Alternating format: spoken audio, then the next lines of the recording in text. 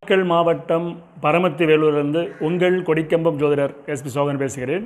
எண்ணூல் கலந்து எண்ணில் நிறைந்து எண்ணை வழிநடத்தும் திருமுருகன் திருவள்ளுக்கு கோடான கோடி நன்றிகள். ஆயிரக்கணக்கான ஜோதிட சுருதிகளையும் அதன் சூட்சங்களையும் எனக்கு கற்றுத்தந்த எனது குருநாதர் சிங்களாந்தபுரம் எஸ் அருணாசையாவின் பொற்பாதங்களை பணிந்து வணங்கி மகிழ்கிறேன். நமது காணொளியை தொடர்ந்து பார்த்து கொண்டிருக்கும் ஆதரவு வழங்கிக் கொண்டிருக்கும் என் ஜோதிட சொந்தங்களுக்கும் எனது மாணவர்களுக்கும் எனது வாடிக்கையாளருக்கும் கனிவான வணக்கங்களும் வாழ்த்துக்களும் நன்றிகளும். நாம் இந்த பதிவில் காண இருப்பது பத்தில் பாம்பிருந்தால் பணக்காரன் என்ற தலைப்பில் ஒரு சிறிய கருத்து இழிவாக பேசுவோம். முக்கியமாகவே 10ஆம் இடம் என்பது ஜீவனஸ்தானம். அந்த 10ஆம் இடத்தில் ஏதாவது ஒரு கிரகம் அமர்ந்திருக்க வேண்டும். குறிப்பாக 10ல் ஒரு பாவியாக இருக்கணும் என்பது பொதுவான பலம், ஜோதிட பழமொழி. 10ஆம் அதிபதி திசை நடைபெற்றாலும் 10ல் உள்ள திசை நடைபெற்றாலும் தொழில்ஸ்தானம் ஒருத்தருக்கு வலுவாக அடையும். அதுவும் குறிப்பாக லக்னாதிபதியும்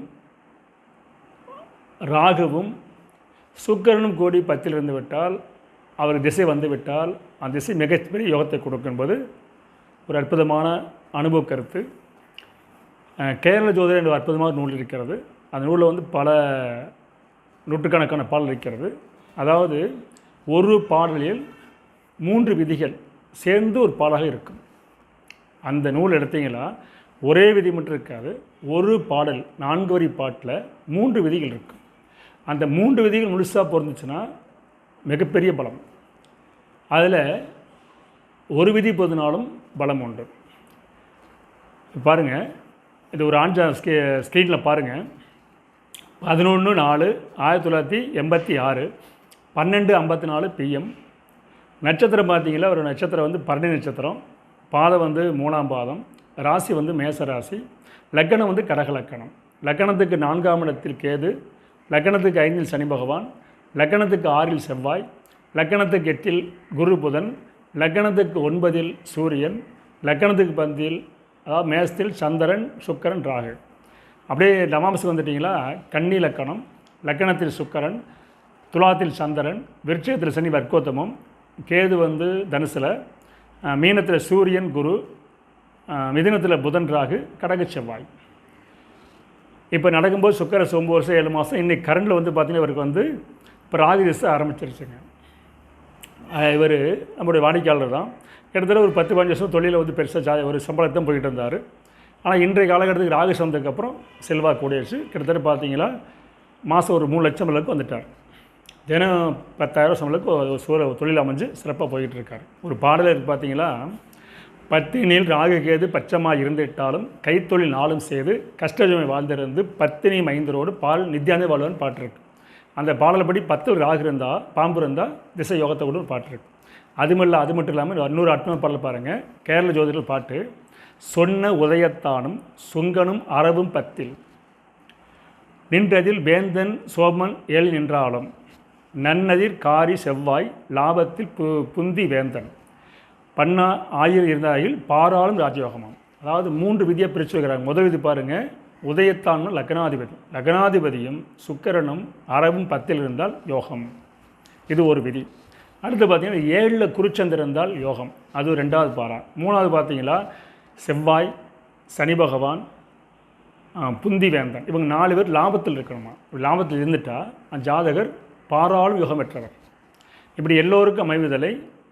ஆனால் இந்த 3 விதி தனித்தனியாக பிரிச்சுக்கலாம். இவருக்கு பார்த்தீங்கன்னா முதல் விதி அப்படி பொருந்தி வருகிறது. லக்னாதிபதி சுக்கரன் பாம்பு இந்த 3 சேர்ந்து 10ல் இருந்தால் யோக ஜாதகமே. அந்த திசை நடைமுறைக்கு வரணும். இவருக்கு பாருங்கள், அந்த திசை வந்துருச்சு. இவருக்கு இவர் ஜாதகருக்கு சொன்ன பாயிண்ட் நம்ம கஸ்டமர் தான். கிட்டத்தட்ட பார்த்தீங்கன்னா ஒரு 33க்கு அப்புறம் 35க்கு அப்புறம் திசை ஆரம்பிச்சிருச்சு. 37க்கு அப்புறம் இன்றைக்கி ஒரு நல்லா இருக்கார். ஆனால் மெயின் செய்தி சொன்னோம், உங்களுக்கு உணவுத்துறை சிறப்பாக வரும். உணவுத்துறை 10ஆம் இடத்துல சந்திரன் சுக்கர் இருக்கிறாரு, கூட ராகு சம்மந்தப்பட்டிருக்காரு. உணவுத்துறை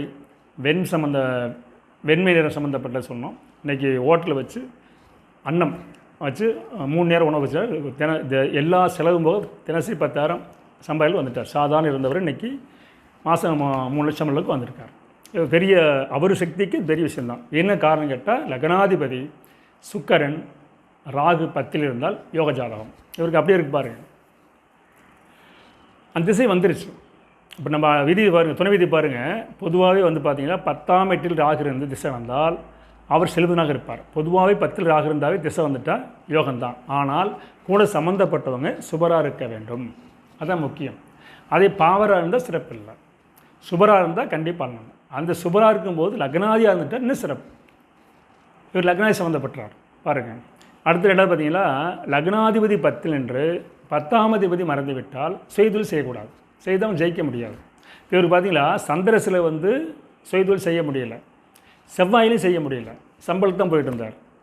அப்போ 10ல் உள்ள திசை நடக்கும்போது, அதாவது 10ல் வந்து லக்னாதி 10ல் இருந்தார், 10ஆம் கேட்டு போயிட்டார். அப்போ 10ஆம் திசையில் லக்னாதிசையும் பலன் தரல, 10ஆம் திசையும் பலன் தரல.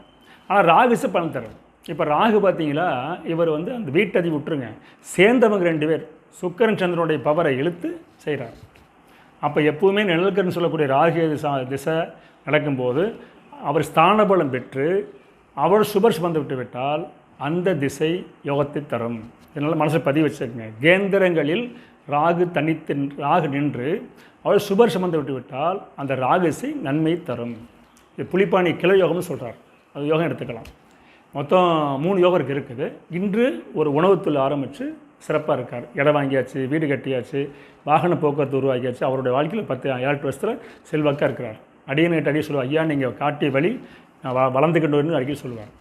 அடுத்தபடி பார்த்தீங்களா இவருக்கு ஒரே ஒரு மனைவி சொன்னோம், உங்களுக்கு வந்து புத்திர தோசை இருக்குதுங்க, ஆண் குழந்தைக்கு ஆசைப்பட வேண்டாம், பெண் குழந்தை கண்டிப்பாக கிடைக்கும்னு சொன்னோம். நம்மகிட்ட மாமலை பார்க்குறவர் தான் கிட்டத்தட்ட 10-15 வருஷம் பார்த்துட்டு இருக்காரு. சொன்னோம் கிட்டத்தட்ட வயசு பேருக்கு பார்த்தீங்கன்னா 40 வயசு பூர்த்தி ஆக போகுது, பூர்த்தி ஆயிடுச்சு. கிட்டத்தட்ட 13 வருஷம் பார்த்துட்டு இருக்காரு. நம்மகிட்ட வரும்போது திருமணத்துக்கு விளக்க சொன்னோம், குழந்தைக்கு சொன்னோம், தொழில் சொன்னோம். 3 தான் முக்கியம். ஒரு மனிதன் முக்கியமானது தான். திருமணமாக வந்து சேரணும், திருமணத்துக்கு வழிகாட்ட வேண்டியது, தொழிலுக்கு அமைச்சு கொடுத்துறது வாரிசு. அடுத்து சொத்துக்கள் அப்புறம் பணங்கள் சேர்ந்து சொத்து சேரத்துக்காகவே சொத்து சேர்த்து இருக்கா தப்பில்லை, வீடு இதில் சிறப்பாக இருக்கார். இப்போ பார்த்தீங்களா புத்திரஸ் எப்படி சொல்லிட்டால் ஒரு ஜாதத்தில் பார்த்தீங்கன்னா லக்கணத்துக்கு 5ல் பாவர் இருந்து 5ஆம் அதிபதி 6-8 பணியில் மறைந்து குரு 5ஆம் இடத்தையோ 5ஆம் அதிபதி பார்க்க வேண்டிய புத்திர தோஷமே. நல்லா புரிஞ்சுக்க, அருமையான ஜோதிடவதி அடிக்கடி சொல்கிறதான். 5ஆம் இடத்தில் பாவர் இருந்து 5ஆம் அதிபதி 6-8 பணியில் மறைந்து 5ஆம் வீட்டையோ 5ஆம் அதிபதியோ குரு பார்க்க வேண்டிய புத்திர தோஷமே. இவருக்கு லக்னத்துக்கு 5ல் சனி பகவான் இருக்கார், 5ஆம் அதிபதி 6க்கு வந்துட்டார். இந்த 5ஆம் இடத்தையோ 5ஆம் அதிபதியோ குரு பகவான் பார்க்கவில்லை, அப்போ புத்திர தோஷம். பார்த்தீங்களா இவருக்கு இப்போ 40 வயசு சொன்னோம், கல்யாணம் 27 ஆச்சு, ஒரு 6 வருஷம் குழந்தை இல்லை. அடியே சொன்ன சமாச்சாரம் உங்களுக்கு லக்னத்துக்கு விட ராசிக்கு எடுத்துக்கிட்டால் மேச ராசிக்கு 5ஆம் அதிபதி 12ல் மறைஞ்சாலும் அந்த 5ஆம் இடத்தை குரு பகவான் பார்க்குறதுனால உங்களுக்கு ஒரு பெண் குழந்தை பிறக்க வாய்ப்பு இருக்குது அப்படின்னு சொல்லி அவருடைய ஜாதகத்துக்கு எந்த கோயிலுக்கு போகணும்னு சொல்லிட்டு ஒரு ஆலயத்துக்கு, அதாவது விராலிமலை முருகனுக்கு போக சொல்லி போயிட்டு வந்து ஒரு குழந்தை பிறந்திருக்கு. அந்த குழந்தைக்கு வயசு இப்போ 9 வயசு ஆகுது. என்ன கேட்டிங்களா, 8 முடிஞ்சு 9 பிறக்க போகுது. ஜாதகப்படி இதெல்லாம் முக்கியமான விதிகளை எடுத்துக்கணும்.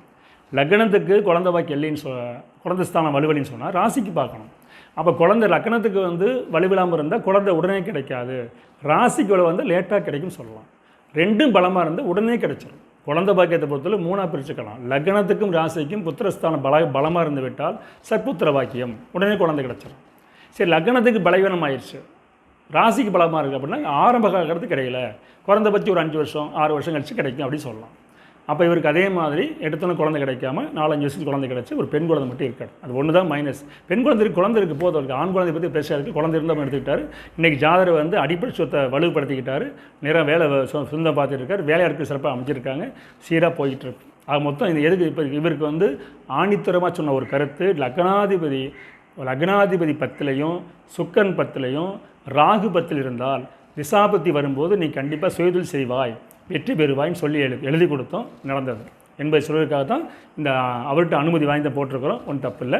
அது இந்த இவருக்கு மெயின் பாயிண்ட் என்ன சொன்னோம், சுயதொழில் செய்யறதுக்கான வாய்ப்பு, பாடல் படி கிரகிப்பு வாய்ப்பு, குழந்தை பாய்க்கிறதுக்கு வாய்ப்பு, தொழிற்சாலை வந்து 10ஆம் இடத்தில் சந்திரன் சுக்கரன் இருந்தால் உணவுத்துறைக்கு வாய்ப்பு எடுத்துக்கலாம். அதே மாதிரி லக்னாதிபதியும் 4ஆம் சம்மந்தப்பட்ட இவருக்கு வீடு மேலே பிரிய அதிகம், வீடு சிறப்பாக கட்டிக்கிட்டார், வாகனம் இவருக்கு பிடிக்கும், வாகனம் சொந்த கார் வச்சுருக்கார், கார் வாங்கிட்டார். மொத்தம் இவருடைய விருப்பம் அனைத்துமே சிறப்பாக இருக்குது. என்று கூறி அடிக்கடி கூறுவது போல் ஆதார சுருதியோடு உதாரண ஜாகத்தை உங்களுக்கு தொடர்ந்து வழங்குவதில் மிகுந்த மகிழ்ச்சி என்று கூறி மீண்டும் அடுத்த போய் சந்திப்போம். நன்றி, வணக்கம், வாழ்க வளமுடன்.